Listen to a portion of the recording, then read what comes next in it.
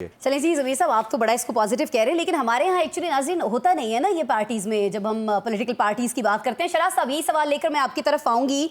Party ज़ाहिर है कि इसको अगर पॉजिटिव ले रही होती तो हनीफ अब्बासी साहब इस तरह की बातें नहीं कर रहे होते। एक तो सर ये चीज़ हमें समझा दीजिएगा कि क्या इससे पहले भी कभी किसी पार्टी में उसके अपने ही किसी इस तरह के सीनियर रहनुमाओं ने अपनी पार्टी की पॉलिसीज़ के खिलाफ या मामलात के खिलाफ इस तरह से असम्बली फ्लोर के ऊपर बातें की हैं या बाहर मीडिया से किसी तरह से इस तरह के मामलात डिस्कस किए हैं? एक तो सर हमें ये बता दीजिएगा। दूसरा, शराज साहब, ये ख्वाजा आसिफ और हनीफ अब्बासी के दरमियान जो कुछ भी चल रहा है, ये तेजी तुंदी जो में दिखाई दे रही है, इसके पीछे कहा यह जा रहा है कि मुस्लिम लीग नून और मुस्लिम लीग शीन है।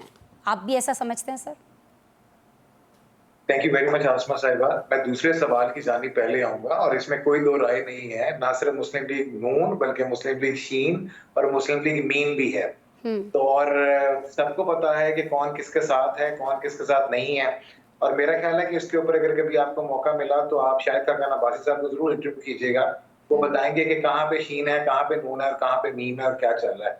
इस सबको पता है कि किसका ग्रुप कौन सा है, किसके ग्रुप के साथ कौन शामिल है, नंबर एक। नंबर दो, पार्टियों में आमतौर पे हमें इस तरह का रवैया देखने में नहीं मिलता, क्योंकि पार्टियों के अंदर अगर कहीं पे कोई लीडर हुकूमत में रहते हुए अपनी पार्टी के ऊपर तनकीद करता है या अपनी हुकूमत पे तनकीद करता है या उसकी जो अथॉरिटी है उसको चैलेंज करता है, तो कहीं ना कहीं ये बात वाज़ेह हो जाती है कि वो या बागी हो रहा है या वो कहीं और जा रहा है या उसके कोई रिजर्वेशंस हैं।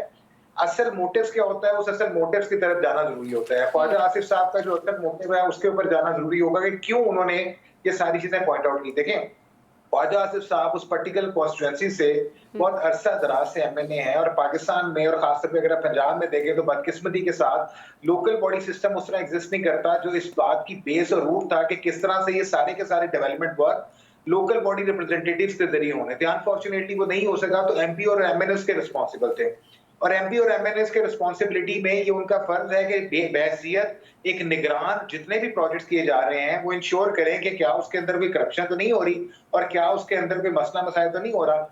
असल चीज ये है कि जो चीजें आज वो पॉइंट आउट कर रहे हैं इन बारिशों के बाद, इस फ्लडिंग सिचुएशन के बाद, उसके पीछे क्या मोटिव्स हैं। क्या जिस वक्त ये ठेके दिए जा रहे थे उस वक्त उन्होंने उसके ऊपर कोई फिंगर रेज की, कोई क्वेश्चंस पॉइंट आउट किया, क्या उन्होंने अपनी रिजर्वेशन शो की, किन बंदों ने इनको क्लियर कर लिया? नंबर एक। नंबर दो, हनीफ अब्बासी साहब भी बहुत आउटस्पोकन है, ख्वाजा आसिफ साहब भी बहुत आउटस्पोकन है और दोनों कई मरहलों पे एक दूसरे की जो राय है उससे इत्तेफाक नहीं करते। और यहाँ पे भी ये देखने में आया कि किस तरह हनीफ अब्बासी साहब ने किया। मैं ज़मीर साहब की इस बात से एग्री करूंगा कि देखिए, पार्टियों के जो इख्तिलाफात हैं वो फ्लोर ऑफ द हाउस में नहीं होने चाहिए। अगर किसी ने स्टेटमेंट दिया तो that is a statement outside the parliament. तो दूसरे को भी अगर स्टेटमेंट देना था तो वो बाहर कर लेता।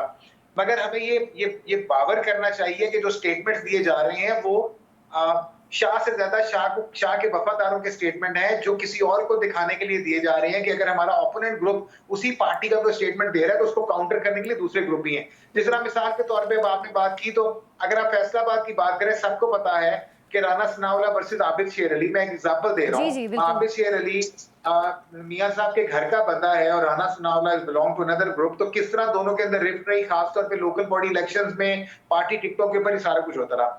Coming back to your first question, जहां आपने बात की, बहुत ज्यादा मिसालें मिलती हैं पीपल्स पार्टी में, इसकी बहुत ज्यादा मिसालें आपको नजर आती हैं, जिनमें खासतौर पे मखदूम अमीन फहीम एक शख्स से, रजा रबानी है, एतजाज हसन है।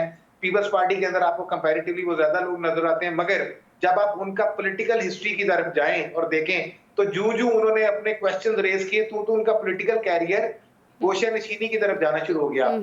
पीटीआई में भी ये सूरत हाल रही, जिसने भी अगर उस वक्त कोई वॉइस रेज की तो उसको पार्टी के अंदर एक रेबल के तौर पे जाना जाता है। और पार्टियों में ये डेमोक्रेटिक नॉर्म्स हैं, अनफॉर्चुनेटली डेमोक्रेटिक नॉर्म्स को कंसीडर नहीं किया जाता। मगर लास्टली जहां पे भी कोई बात की जाती है उसका मोटिव क्या है, ये मोटिव ये नहीं है कि ये अवाम की मोहब्बत में आके वो करप्शन हाईलाइट कर रहे हैं, उनका पर्सनल मोटिव क्या है, ये चीजें जानना जरूरी